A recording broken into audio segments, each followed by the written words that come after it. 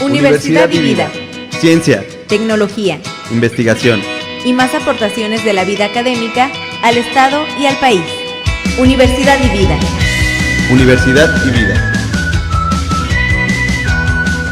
Hola, ¿qué tal? Estamos en un programa de Universidad y Vida, aquí en las instalaciones de la Escuela Nacional de Estudios Superiores, Unidad Morelia, y el día de hoy nos acompañan en este programa 3 profesores de licenciatura en Literatura Intercultural y en Historia del Arte.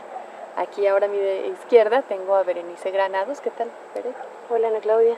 Ella es profesora de tiempo completo de la licenciatura en Literatura Intercultural y ella junto con no sé cuántas personas, un montón de personas están organizando un congreso sobre mitos prehispánicos que estudian desde la literatura oral, ¿no? Sí. ¿Y a qué nos referimos con mitos y por qué estudiarlos? Mira, los mitos son una forma privilegiada del saber, ¿no? Un sistema de ordenar el pensamiento, de ordenar la visión de mundo de los diferentes pueblos, ¿no? Pero específicamente hablando de Mesoamérica, cuando hablamos de Mesoamérica y de los mitos prehispánicos, nos referimos a un sistema de pensamiento que nos explica cómo es que el mundo se formó, cómo el mundo llegó a ser tal como lo conocemos. Esto es lo que encontramos en los mitos prehispánicos, ¿no? Y bueno, los mitos prehispánicos se manifiestan de diferentes maneras. En el Congreso el abordaje tradicional es a través justo de la palabra, ¿no? O sea, como conocemos los mitos, narraciones. Pero bueno, los mitos son más que eso, ¿no? Los mitos también son creencias, es la forma en la que las personas explican esta realidad en la que nosotros vivimos, ¿no? Entonces, te digo que se manifiestan de distintas maneras, no nada más mediante narraciones, sino también mediante otros soportes, ¿no? De los que nos hablará nuestro compañero Félix en su momento, ¿no? Y supongo que estos mitos también van asociados a ritos o a rituales, ¿o no necesariamente? Sí, claro que sí, ¿no? De hecho, es lo que se dice, ¿no? Por ahí muchos investigadores siempre han trabajado con la parte de que el mito es complemento, el rito es complemento del mito, ¿no? Y que no se pueden entender uno sin el otro, ¿no? Que el rito se explica en el mito, ¿no? También está como toda esta vertiente. Entonces, sí, efectivamente están relacionados, ¿no? El mito y el rito. Y además esta información, bueno, este estudio de los mitos también alimenta y sustenta gran parte del trabajo del Laboratorio Nacional de Materiales Orales que están también por abrir en estas fechas, ¿no? Aquí en la ENES. Sí, exactamente. El Laboratorio Nacional de Materiales Orales se dedica justo a recopilar el mito-narración. Nosotros estamos trabajando mucho con el mito-narración, con esto que cuentan las personas sobre cómo se configura el paisaje. Y fíjate que particularmente estamos trabajando en la zona lacustre michoacana, ¿no? Donde se dice, por ejemplo, está este mito, ¿no? Que era un gigante enorme, que justo cuando llegan los españoles sale huyendo, entonces se mete al lago de Pátzcuaro y por ahí se va ahogando, y entonces las islas son parte del cuerpo de este gran gigante, ¿no? Entonces ese es, por ejemplo, un mito que tiene su origen en el mundo prehispánico, ¿no? Y que se actualiza con la llegada de los españoles y bueno, los pueblos te lo cuentan de forma distinta, ¿no? Y así a grandes rasgos a nivel internacional, ¿cuántos grupos tú identificas de personas que están estudiando los mitos y las leyendas? Pues es que mira, se trabaja desde muy distintas vertientes, ¿no? Por ejemplo, desde la literatura hay un grupo muy fuerte que es justo las personas que comenzaron a organizar este congreso desde el año 2000, ¿no? El Congreso de Mitos Prehispánicos en la Literatura. Ellos son españoles, pero bueno, ahora participan, por ejemplo, investigadores ingleses, participan por ahí un investigador suizo, participan italianos y demás, ¿no? Es un grupo de trabajo bastante fuerte que está muy enfocado en el trabajo del mito en la literatura, pero por escrito, ¿no? En la literatura de autor. Pero bueno, también desde la antropología también se tiene como sus distintos abordajes, ¿no? Hay por ahí algunos cruces bastante interesantes, y bueno, desde la arqueología también, ¿no? Porque justo como hace rato lo comentábamos con Félix, ¿no? Hay mitos que sabemos que son mitos prehispánicos, que podemos encontrar en las fuentes coloniales del siglo XVI, y sabemos que son prehispánicos porque los vemos ahí en imágenes prehispánicas, ¿no?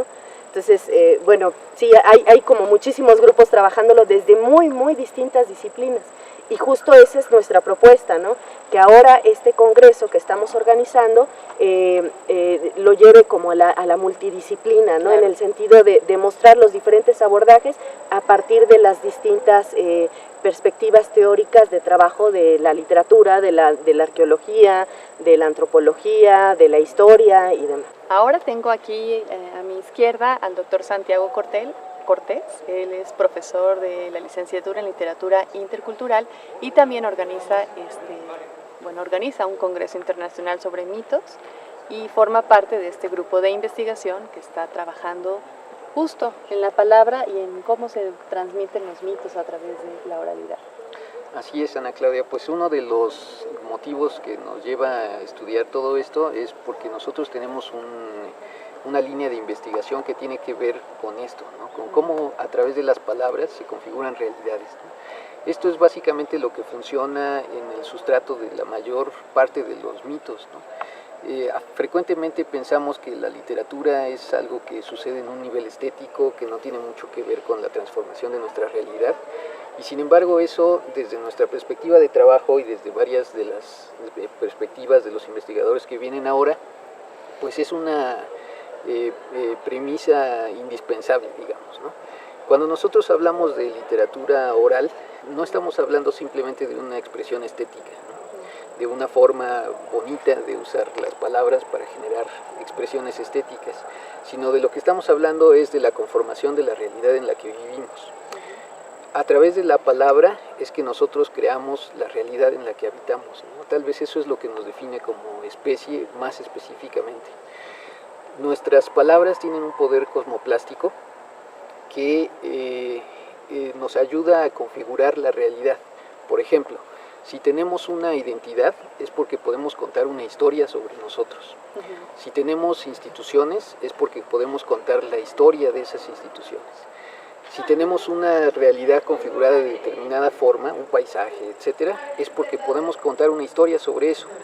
Entonces, nuestras palabras, sobre todo en el nivel de los mitos, es decir, de las cosas que explican cómo es la realidad, son las que conforman esa realidad. De ahí esa importancia de ese estudio, ¿no? No solamente podemos entender la realidad en un nivel físico, en un nivel biológico, sino que también podemos entenderla en un nivel cosmoplástico desde el ámbito de la literatura, ¿no? De cómo conformamos nosotros esas realidades.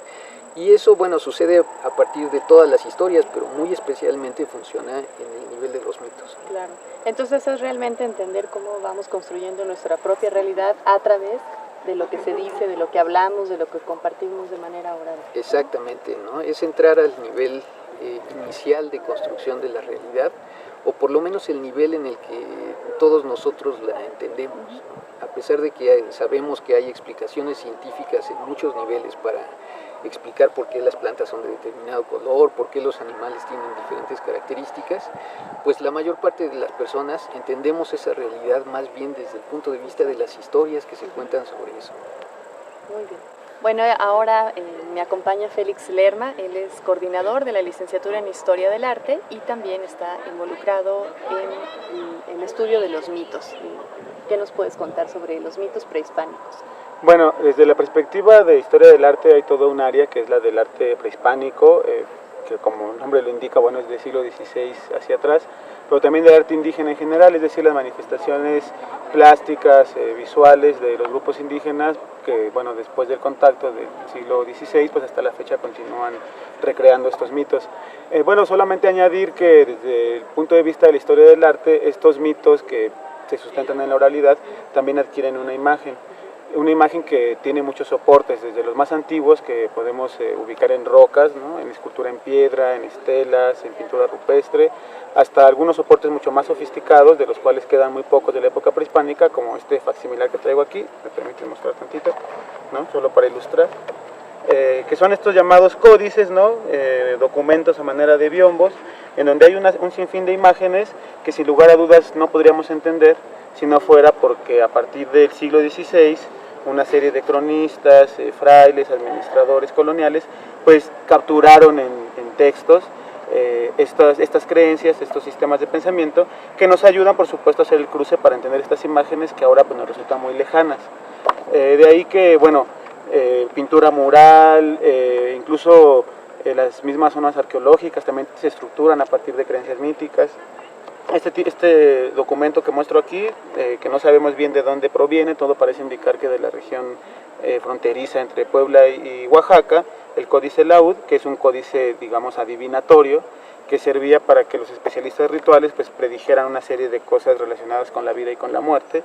Y bueno, pues estas imágenes efectivamente están llenas de este simbolismo, de creencias asociadas a los astros celestes, a los animales, también vinculadas a las prácticas agrícolas, a los nacimientos, a la muerte. Entonces, bueno, esto solo es como para dar un ejemplo de cómo desde la historia del arte, que se enfoca al estudio de la imagen, pues se aporta una pieza más que con el cruce de quienes estudian la oralidad y el análisis de los textos, pues nos da una comprensión integral de estas formas, que también son formas culturales de estructurar el pensamiento de distintos pueblos originarios.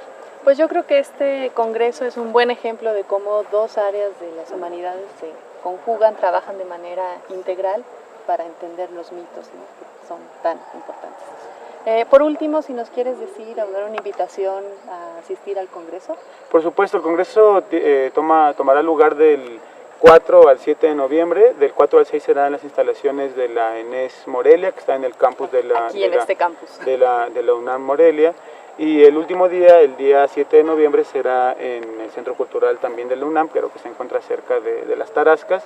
Y bueno, invitarlos, en realidad es un esfuerzo muy importante de reunir a especialistas de distintas áreas que nos van a mostrar, a ejemplificar una serie de casos de la cultura náhuatl, de la cultura purépecha, de la cultura maya, e incluso de otras latitudes también de Latinoamérica, del Perú.